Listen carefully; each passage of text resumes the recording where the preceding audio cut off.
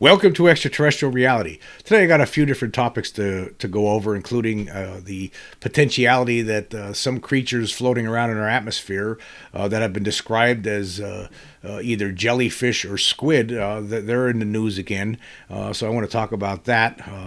And also I have a little update on the previous podcast where I talked about the article that appeared in the latest MUFON journal from longtime UFO researcher Philip Mantle. He has responded. He has posted some comments on the on YouTube, on the YouTube channel for that video, and I'm going to talk about some of those comments. But first, there was just a little piece I found here on the National UFO Reporting Center website, and it's with regard to a recent incident that involved a 10-and-a-half-year-old girl who from New York, from Lake George, New York, who had an encounter, who saw something very strange on the 28th of May of this month. And she saw what apparently looked like two, was it two women? We were not really sure. It looked like two women who were taken away by some flying cube.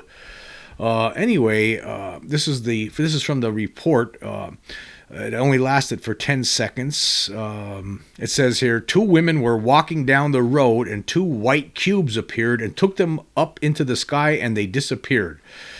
It says here, two women were walking down the street in front of 9 Stone Schoolhouse Road. Two white cubes appeared and took one person up and then the other person up. They both floated up into the sky and disappeared.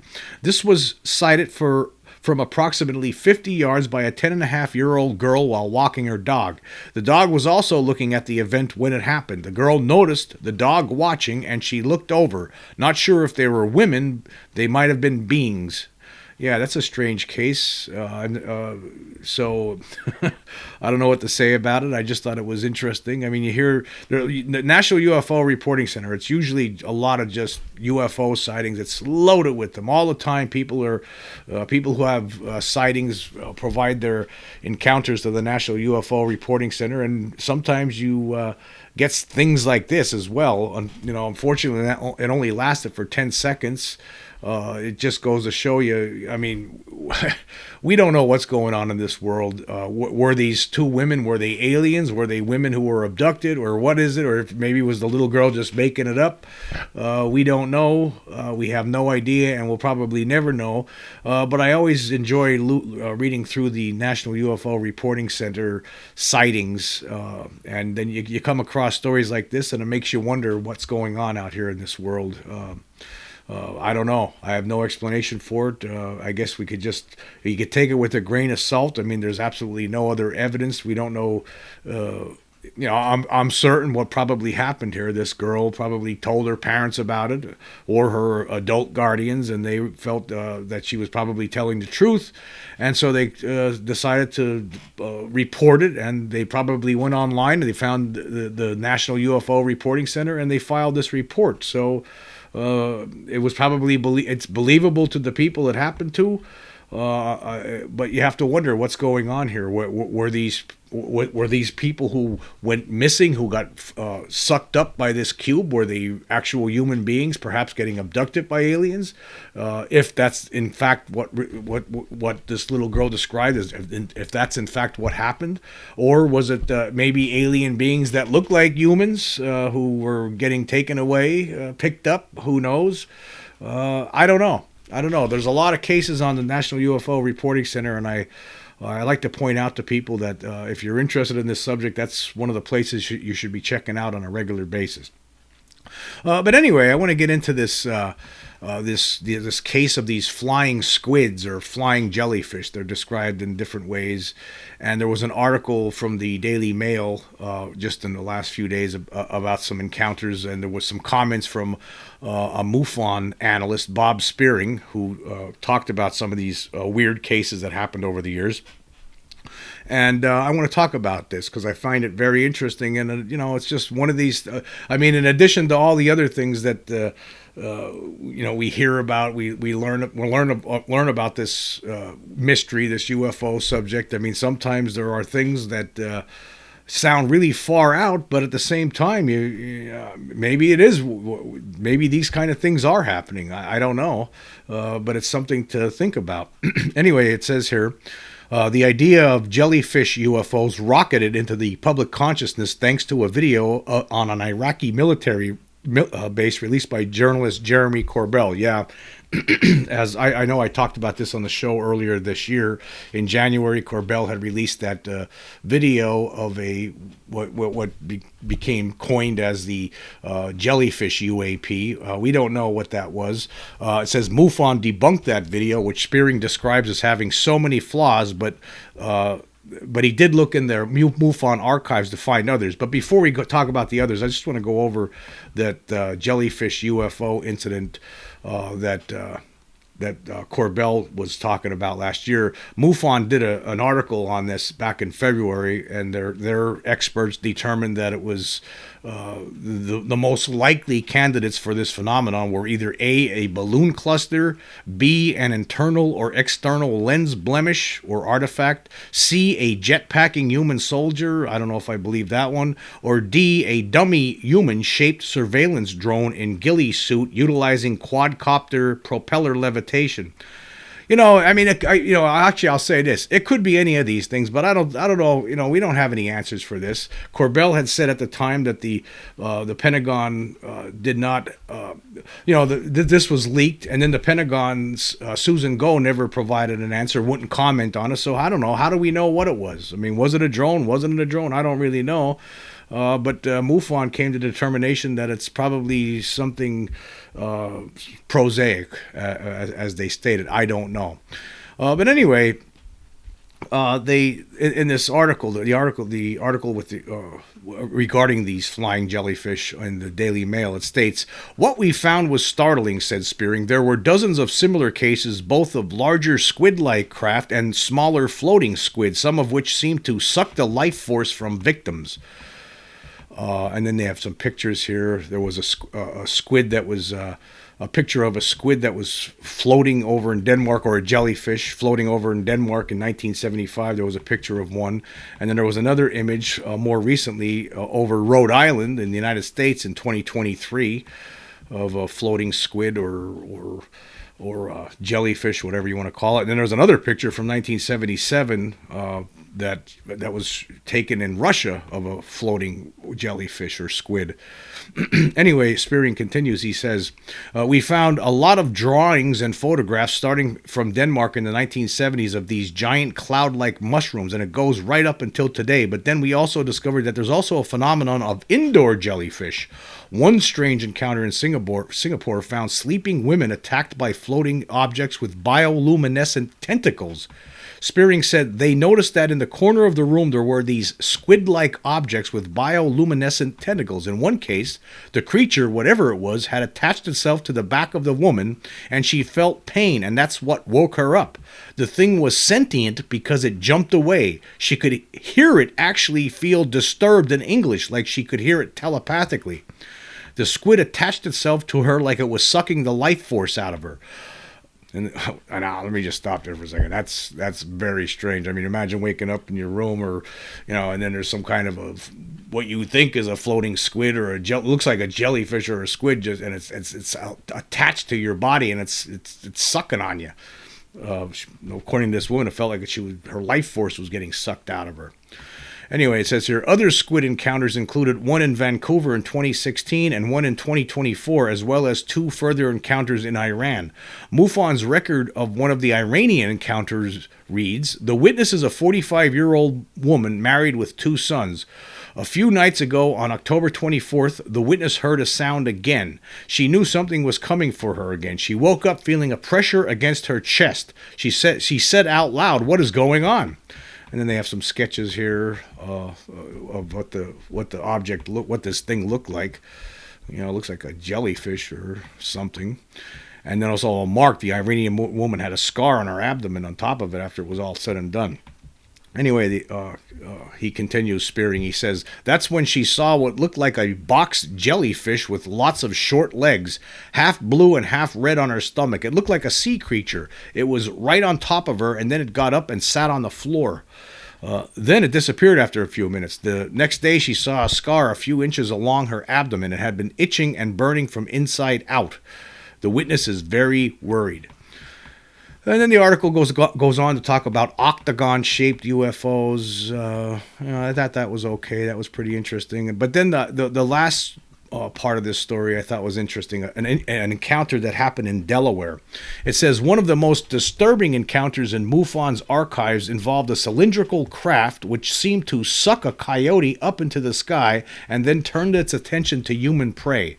Spearing said, "We have one drawing. Basically, a girl was on vacation in Delaware near the Atlantic Ocean, a summer community, and behind her, about 100 yards out, is a forest of pine trees. She saw a silverish cylinder come down with purple lights on it. It comes down almost to maybe 3 feet above the ground. It was 4 feet long." Then there's an image of it here, a picture, I guess is the picture that she snapped of this weird thing that was floating in the sky. And she sees it drop something out of the bottom of the cylinder, and it turns out it seems to be a chunk of meat. The coyote comes up to the meat and it gets sucked up into the cylinder. It vibrates again, incredibly loud, and about 3 minutes later, she hears what sounds like bones crunching them. And then plop, the coyote gets dropped out and the thing takes off. Now, it doesn't say what happened to the coyote here, but apparently this, whatever this thing was, this weird thing in the sky that was floating in the sky that this girl saw, dropped out some meat as bait, and this coyote comes running over to it, and the next thing you know, the coyote gets sucked up into this thing, and she hears the bones getting crunched of the coyote, apparently, and then the coyote gets dropped out of it. So who knows what that's all about. Maybe she saw a mutilation. Maybe that's what happens with the cows. Maybe the same thing happened to the coyote that happens in cattle mutilations. Anyway, it says here, the girl ran back into the house to grab a camera and came out to take a picture, Spearing said. And so she goes back in the house, and her mother says, "Where have you been?" She goes, I just went outside to take a picture of something. And she goes, "You've been gone for 4 hours. It's 1 o'clock in the afternoon." So the girl had 4 hours of missing time. Spearing says that it may be that the girl was abducted and investigated, but she may have been very, very lucky. Yes, maybe she was very, very, very lucky. Because maybe the coyote met the same fate as a lot of cattle meet when they get taken by these things and mutilated and drained of blood. Maybe that's the same thing that happened to the coyote. But apparently, maybe the girl she thought she went outside and took a picture and came right back in again, but 4 hours had passed. So yeah, there's things going on in this world that we have no explanation of, and we can't explain it. And not only that, we have no power over this. We're completely, absolutely powerless. I also came across a video. This was something that happened in Fresno back in earlier this year, actually in February of this year. And some people say it might have been a kite. I don't know. This was from Fox 26 News in Fresno, California. It says the headline reads, "Creepy alien-looking object seen in Fresno." And I'm playing the video right now, and I don't know. Is it a kite or is it some kind of a creature? It says a video was captured showing a creepy alien-looking object flying around in Fresno. The video was posted to Nextdoor by a Fresno resident who spotted the object near Shaw and Marks Avenues. Many people commented on the post, some saying it was just a kite.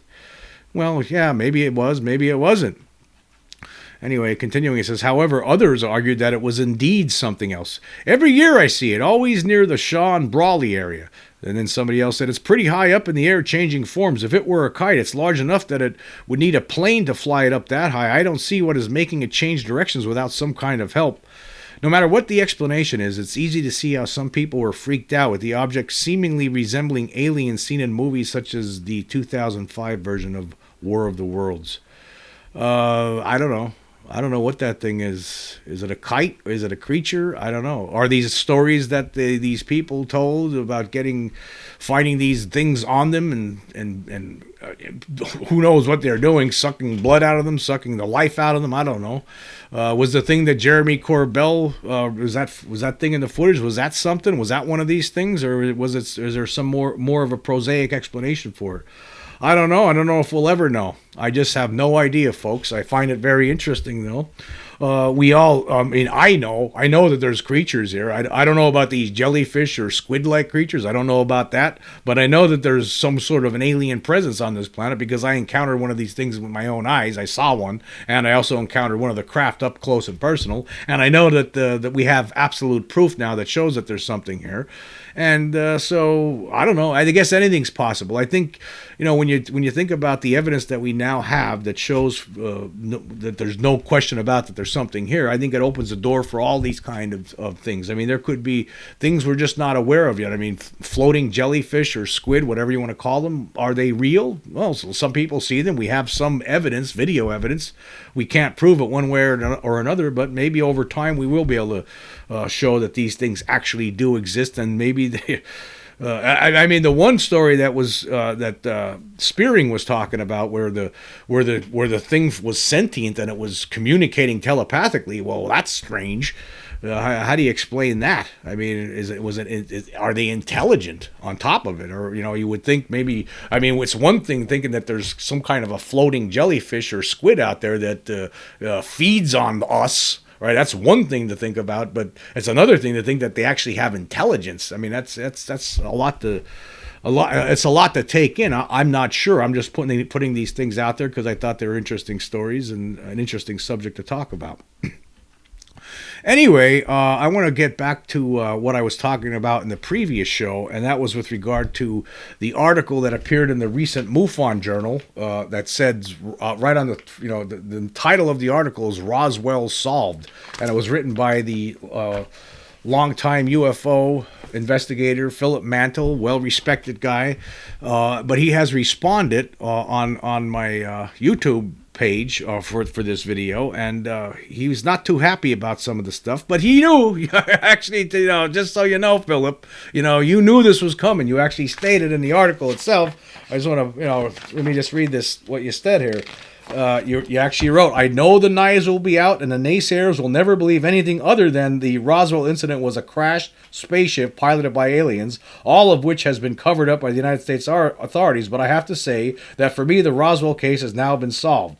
And you also said, I have built the ufological barricade and await the barrage of insults and all the statements saying, what about this and what about that and so on. Yeah, so you knew this was coming. And I don't know, maybe I'm the first one to talk about this, but again, I think the biggest problem I had was with the headline. I mean, the headline says Roswell solved. I mean, period, definitive. That's not the case. And actually, I no matter what, I would have commented on this article no matter what, but I don't know if I would have been as outraged as I was in the podcast before, had it not been MUFON put a question mark in here as you suggested they should have. And this is what one of the comments he put in here. He says, the article in the MUFON journal missed the question mark from it. It should have read Roswell solved question mark. Maybe you could have had the decency to invite me on here for a chat and I would have happily explained my position on Roswell. Please remember, we are all entitled to our own opinion. And I did state 2 times in that podcast that everyone's entitled to their opinion on this. I still think his explanation here, his resolution to the Roswell case is absolutely absurd, as I stated yesterday, or on Sunday, or when did I do that? Saturday. Well, as I stated in the previous show, I think it's absurd because it completely throws out all the other witnesses as if they're nothing, as if they mean nothing. And actually, it throws the Marcells under the bus too. Anyway, I wrote back to him. I said, thanks for the reply. I say multiple times throughout the show that everyone is entitled to their own opinions, and I pointed out the headline was wrong. Yeah, the headline was definitely wrong. And I also wrote, now you yourself knew this was going to happen. You state clearly that you've barricaded yourself up for the reaction that's sure to happen. You're welcome to come on the show anytime you want to talk about Roswell. And then one of my subscribers, Bill Davis, responded, says, yes, Jim, you did say everyone is entitled to their own opinions. You will give him a fair shot at explaining himself. You're a very honest researcher.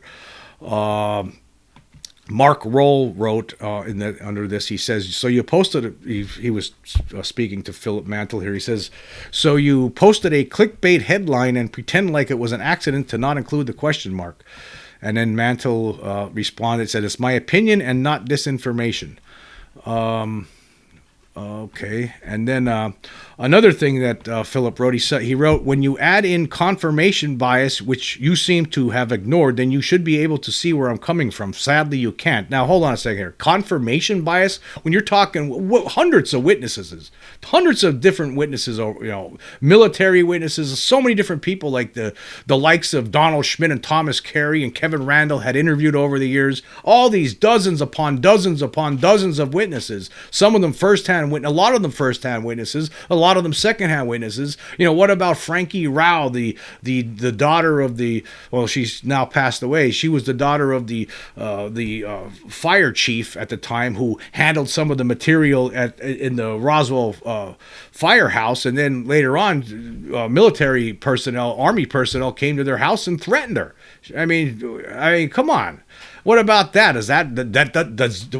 Was she lying? And then there was, I talked about in the previous show too. Walter Haut. I mean, the communications guy there, the press relations guy at Roswell in 1947. I read that he wrote that, signed that affidavit in 2002. What about him? And there's a lot more, and I'm going to bring them up in a second.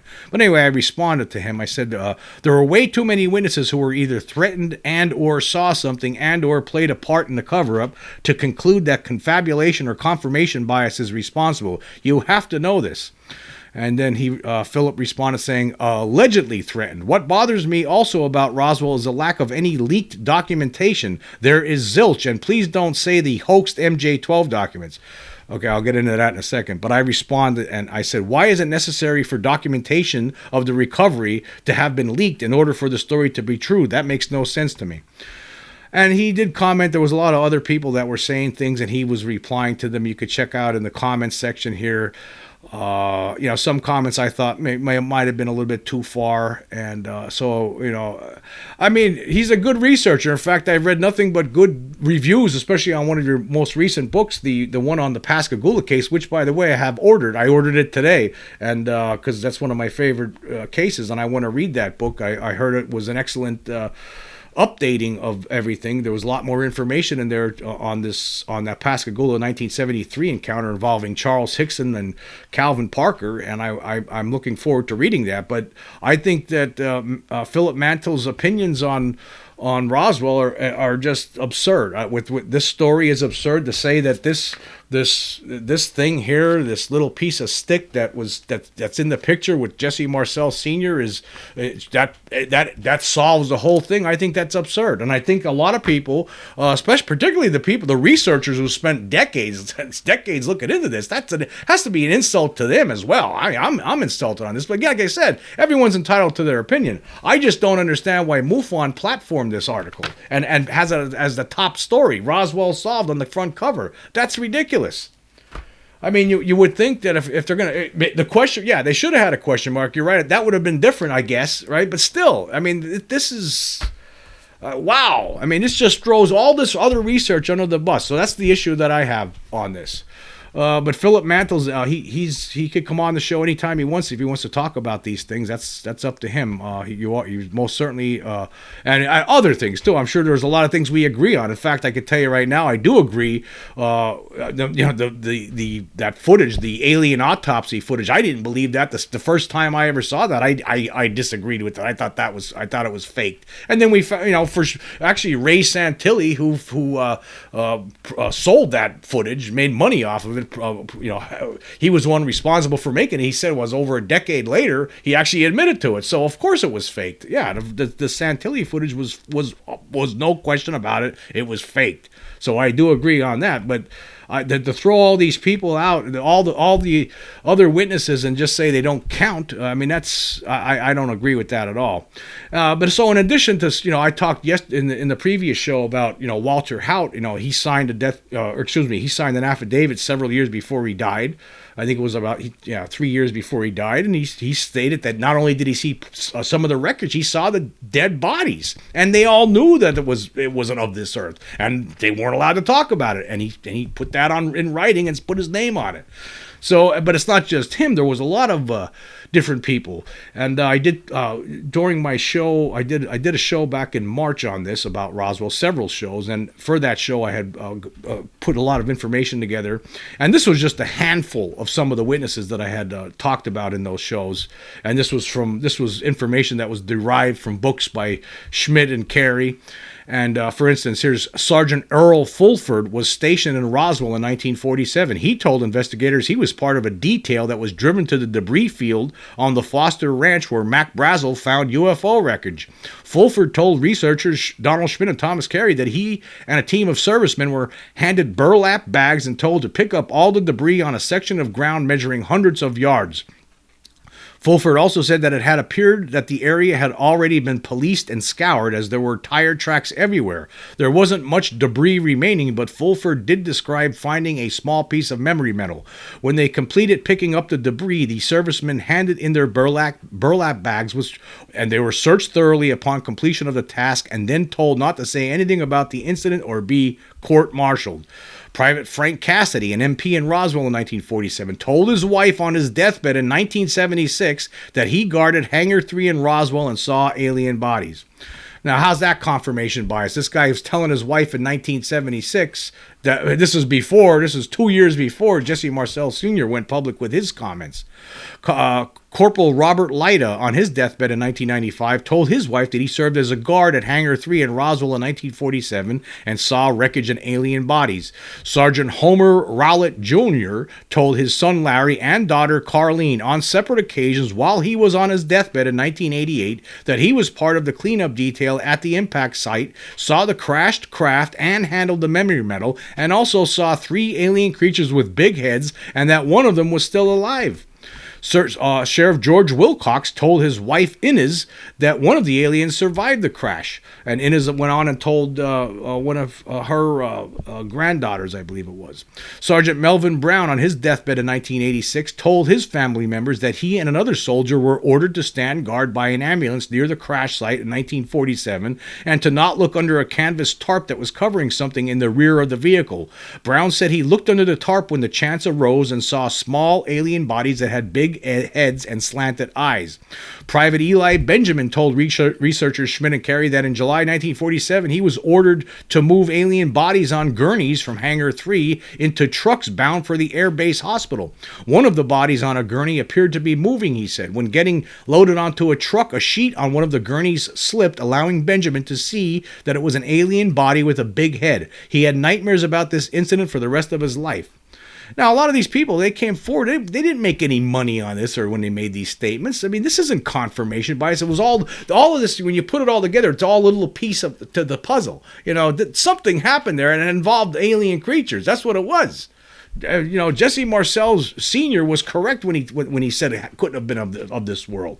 And to throw it all out and flush it away because of this, what you see here, I just don't see it. I mean, if you come up with something better than that, you got to come up with something better than that to dismiss this case. And then another one, this was a good one. Army Air Force pilot Pappy Henderson said he flew the bodies from Roswell to Wright Field in Dayton, Ohio in 1947. He never mentioned the event to his wife until 1982 when he saw a report about the Roswell UFO crash featured on the front page of a newspaper on a stand. Henderson told his wife, Sappho, that he wanted to tell her the story for years and believed that, now that it had been reported in a newspaper, it was finally okay to talk about it. Before he passed away, Henderson said the alien creatures reminded him of the cartoon character Casper the Friendly Ghost. So, yeah, I mean, you actually, I remember seeing the interview with Sappho when she talks about this. Like, why would these people say these things? This this can't be confirmation bias. I mean, what are you talking about? I mean, so I don't, and the other thing is, too, this is, Arrow, they never did a good job earlier this year. That was one of the reasons I did this when I talked about Roswell earlier in the year, was because, Arrow just went along with what the Air Force reported back in the 90s in their 2 separate reports.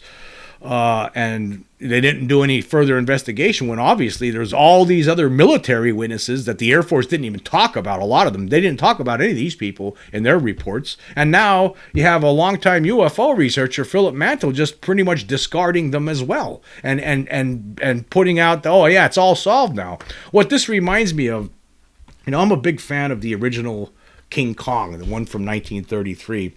And there was a lot of scenes right before that movie was released. There were a lot of scenes that were cut out because the movie, they wanted to be a certain length. But one of the scenes was cut out because the producer of the movie, Marion Cooper, thought it stopped the picture, stopped the show. And it involved, and there was a famous scene where all those sailors are, running away from a dinosaur, and they're crossing this log bridge, and then King Kong shows up on the other side and starts shaking them off the log, and they all fall into this ravine. Now, when you watch the movie now, it looks like they all just get killed from the fall. But in the original version, the way it was originally put together, there was a scene where there was giant spiders and some other monsters that came out. These guys survived the fall, and they get eaten alive by these giant spiders, among other creatures. And but that part was cut out. But a lot of King Kong fans would love to see that scene. But there is a group within the fans of King Kong who, because that scene is lost, you'll never see that scene. It was edited out before it was right before the movie was released, right before the movie was scored and then released.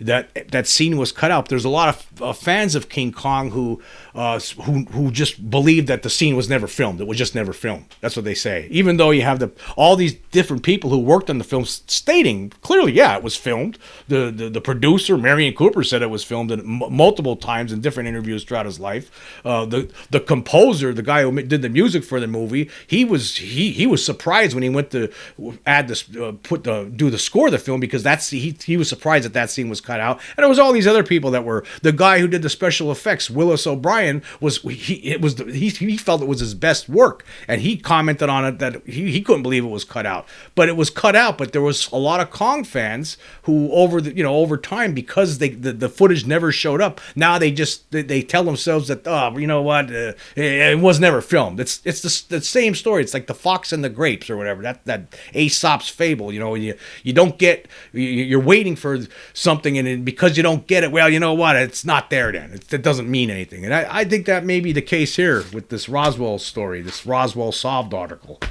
I'm not saying, this is just my opinion. Again, this is my opinion. I'm not saying that maybe you don't get the full story, and you're waiting your whole life. You're hoping the government finally releases the documents. We're probably never going to get them. So you know what? This solves it for me then. So I think that could be a case of sour grapes. That's what it seems like to me. And I just want to go back to the one comment regarding the MJ-12 documents. I think some of those documents are real. I mean, people say they're proven to be hoaxes, but a lot of people in UFO community, I probably say more than half the UFO community believes they're hoax. But there were a lot of other people, like the late Stanton Friedman, who thought they were real. The father and son team, Robert and Ryan Wood, who did a lot of research into the Special Operations Manual, the MJ-12 Special Operations Manual. They did a lot of research into that. I think that was real. I've never seen any kind of proof to show that all those documents, all of them, were faked. Some of them I think were fake, but not all of them. I have never seen any sort of proof whatsoever to call that outright, all those MJ-12 documents, a hoax. Where's the absolute end-all proof that shows that? I've never seen it. I've never seen it. So I just want to point that out, but it doesn't matter. Regardless, right? Forget about MJ-12. When it comes to the Roswell case, the Roswell incident really did happen. It involved alien creatures. There's no doubt about it. The research shows that. I mean, Schmidt and Carey called their most recent book the Roswell Ultimate Cold Case Closed. They're so confident with it, and when you read that book, you realize, yeah, they're right, because look at this. There's just no way this could have been. There's no way it was balloons or anthropomorphic dummies. There's just no way. And there's no way that Jesse Marcel Sr., the top intelligence official, would have made this kind of mistake, and especially the kind of mistake that this new article tries to say he made. I just don't see it, and I don't see how it doesn't solve anything. It's not solved. Roswell is not solved. That's And not that way. As far as I'm concerned, it is solved. It's solved that there's something happened there, and the government's been lying about it for 77 years. That's all I could say about it. In my mind, it's been solved because there's most certainly it involved alien creatures and a crashed flying disc. There's just no doubt in my mind about it. There's no question about it. And the government's been covering it up for all these years. And we know for a fact that there's something here. We know that the government's covering this up. We actually have evidence now that shows that the alien creatures are here. So I don't know. That's where I'm at with it. But yeah, I mean, this is all of this is that was an opinion piece from Philip Mantle that somehow got platformed on MUFON and with a headline saying Roswell is solved. I don't agree with that. But hey, that's his opinion, and that's fine. Everyone could have their opinion. Don't want to believe it, sour grapes, whatever the reason is, I don't know. But that doesn't solve any. This does not solve anything, and so it doesn't do anything. It doesn't. All it does is, this is what it does. This is what it does. What you thought it was going to do. It was going to get people in an uproar. That's what it did. So that's where we are with it. But anyway, I want to say thank you all for joining me. Until next time.